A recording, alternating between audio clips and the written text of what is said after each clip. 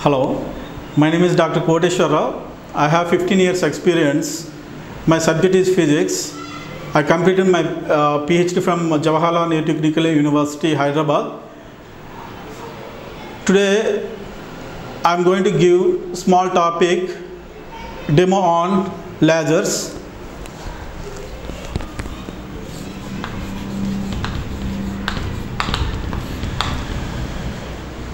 Generally, when you talk about lasers, and when you compare with ordinary light, lasers have different characteristics, special characteristics when you compare with ordinary light. The laser light has special characteristics such as it has high directionality and high coherence, and it has only monochromatic, and it has high intense when you compare with ordinary light. Because of different special characteristics of laser, we can use lasers for different applications when you compare with ordinary light. So because of high directionality, the light travel long distance. Because of that, the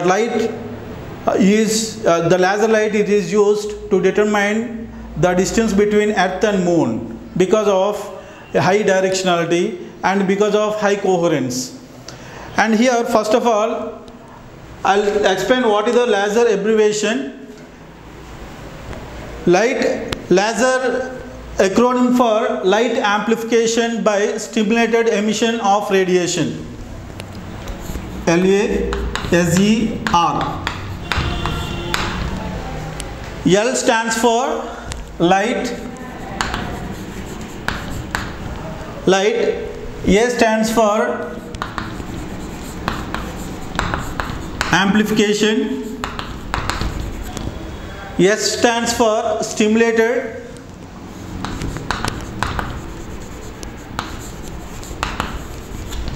E stands for emission. R stands for radiation.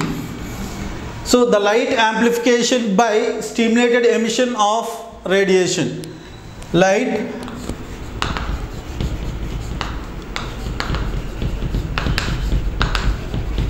amplification by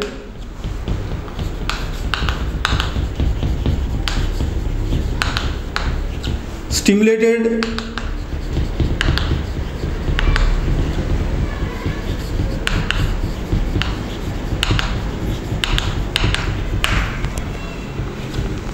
the light amplification by stimulated emission of radiation. Now here, what is the meaning? It is light, it will be amplified because of stimulated emission. The stimulated emission, the phenomena, it is explained by Einstein. So what is the stimulated emission? This is the one of the phenomena. Based on the phenomena, light will be amplified. So here, now let us study how this light will be amplified by using of stimulated emission. Generally, there are three processes takes place when light interact with atoms or matter. When light interact with atoms or matter, there exist three phenomena. So here, what are the three phenomena we can observe when light interact with atoms or matter? Now there are three processes. One is absorption. This is the one of the process you can observe when light interact with atoms. First process, it is called absorption, and here second one is two emission process will take place. Another one is spontaneous emission. Third one is the final one, it is stimulated emission.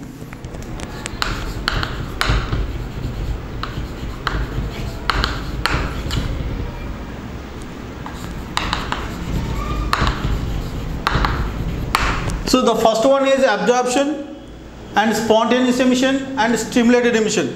These are the three processes we can observe when light interact with atoms. So the first one, let us study about what is the meaning of absorption, what is the meaning of spontaneous emission, and what is the stimulated emission. and finally how the light can amplified by stimulated emission. So this is generally the absorption process. Let us consider two energy levels, and here it is, this one is the lowest energy level and this is the highest energy level, and the lowest energy level it is called ground state, the highest energy level it is excited state, and this is called ground state, and here it is excited state. Now let us consider the lowest energy level E1, the highest energy level E2. The highest energy level E2, excited level, the lowest energy level it is ground state level. Now, so this is called, let us say here, this is one atom is, say here, atom it is considered as atom it is A. Now, certain amount of radiation, this amount of electromagnetic radiation, the electromagnetic radiation energy should be equal to the difference of these two energy states, and here it is h nu is equal E2 minus E1. So where the instant photon of energy that this electromagnetic radiation should be equal to the difference of highest energy level minus lowest energy, E2 minus E1. The difference of these two energy states should be equal to the instant photon of energy. Once it falls on the ground state atom, this is what it is, this is the before collision, this is before collision, and here it is the process. Now if it is after collision, what will happen here? So this is the before collision, the atom is present at ground state. Whenever the certain frequency of light, certain amount of energy, that energy should be equal to both the difference of these two states. Once it is in strikes on, what will happen? The total energy will be absorbed by instant atom. That atom is goes transition from ground level to excited level, and here this is E1 and this is E2. So during the transition, the total energy will be absorbed by ground state atom. That atom is transition from ground state to excited state. So here the number of atoms are represented by here N1. The number of states, number of atoms which are represented on ground state, it is N1.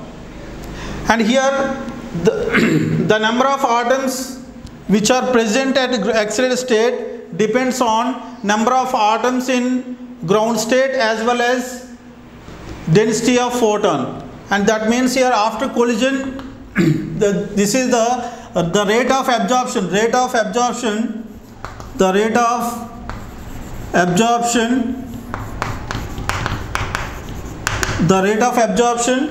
the transition from R1 to is proportional to rho of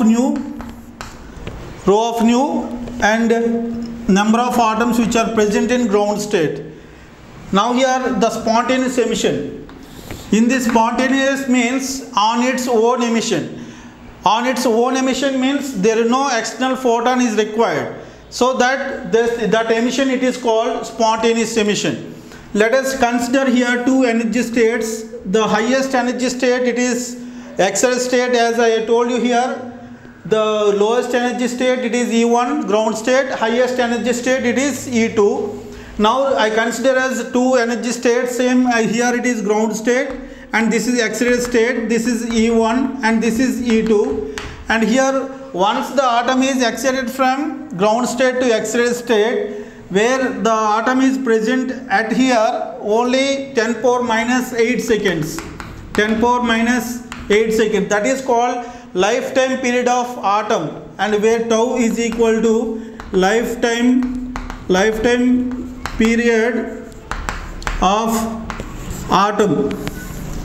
atom where which is present at excited state. So how much time it is? 10 power minus 8 seconds. After 10 power minus 8 seconds, that atom come back or de-excites towards the ground state.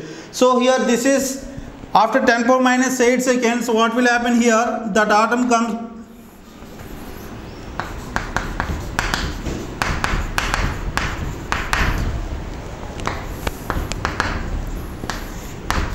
So after 10 power minus 8 seconds, that atom comes back or de-excites towards the ground state with emission of same amount of energy. Whatever energy which is absorbed by atom, the same amount of energy will be released. So how much of energy which is absorbed by atom? Here it is the difference of two energy states. So that here the emitted photon also should be equal to the difference of these two energy states, E2 minus E1, where E2 and this is E1. So here the emitted photon energy E2 minus E1 is equal h nu. The number of photons are released by atom depends on only number of N2. Here it is.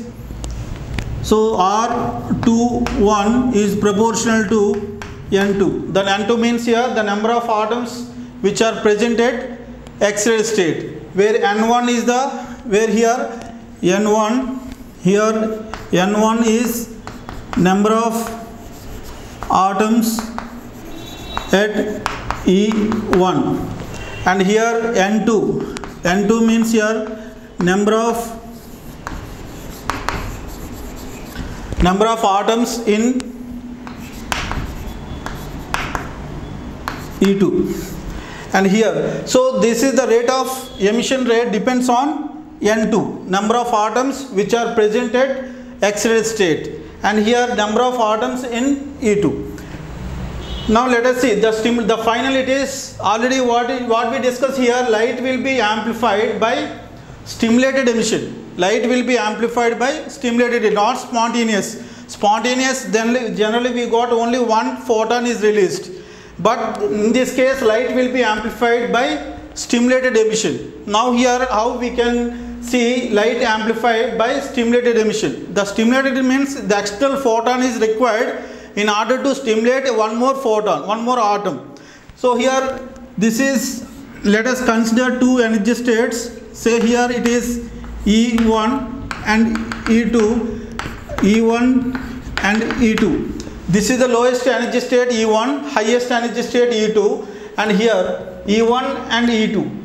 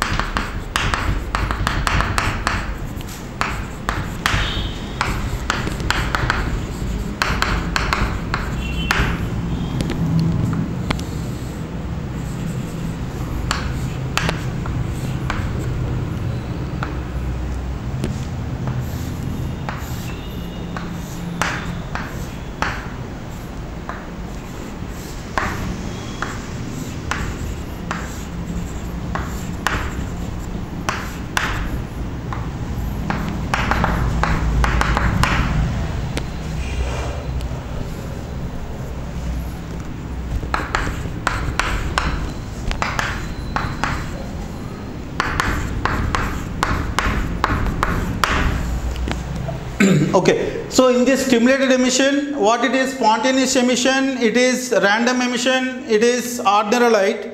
But in order to get amplification of the light, generally light will be amplified by stimulated emission. What is the stimulated emission? Let us see here. These are the two energy states, lower energy state E1, higher energy state E2. And whenever the photon of energy, once it is incident on excited atom, that accelerated time, what is the lifetime period of atom? It is 10 power minus 8 seconds. But once this photon incident on atom before lifetime period of atom, before 10 power minus 8 seconds, that atom it is try to come back or release the two photons during the de-excitation. One photon due to the incident photon, the another photon due to the transition from atom from higher level to lower level. So during the transition of atom higher level to lower level, one atom is released, another photon is released due to the incident photon. So how many photons are released here? Two photons are released.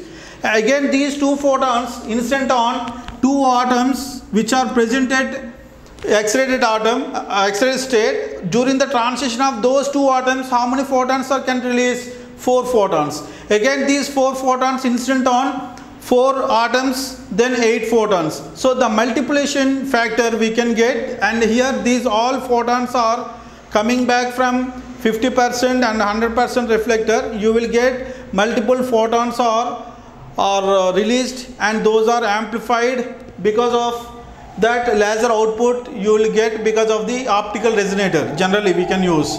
So here this one is now the rate of absorption. What it is, the lower level higher to lower, so 2 to 1 is proportional to N2, the number of atoms which are present at X-ray state, and also proportional to the density of photon rho of nu. So here this is 1 and this is 2 and this is 3. So these are the 3 phenomena. Here you can observe here the absorption, spontaneous emission and stimulated emission. Mainly the absorption process always it will depends on N1, whereas the emission process always the rate of emission depends on number of atoms at N2, number of atoms which are present at X-ray state. So this is so from this we can get the Einstein coefficients. So this is the lecture of small demo on lasers. Okay sir.